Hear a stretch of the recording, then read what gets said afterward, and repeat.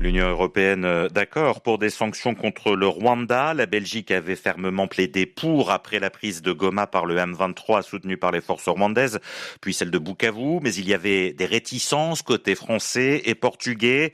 Pierre Benazet, vous êtes en direct de Bruxelles. Désormais, le ton a changé. Il y a un accord politique au niveau des 27.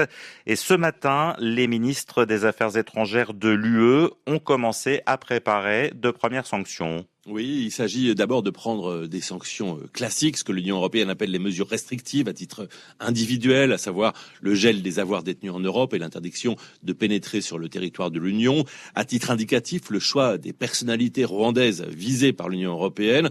On a les sanctions imposées par les États-Unis qui ciblent par exemple le général James Kabarebe, ancien ministre de la Défense et conseiller du président Kagame.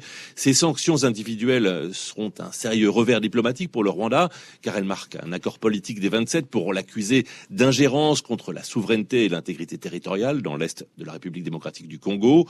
L'Union européenne a demandé vendredi au Rwanda de retirer ses troupes dans les Kivu, de cesser son soutien aux milices du M23. Et ces sanctions doivent être considérées comme une première salve destinée à mettre le Rwanda au pied du mur. Les Européens ont estimé que les sanctions américaines étaient trop radicales. Ils veulent se conserver, eux, des munitions pour pouvoir remettre la pression sur le Rwanda.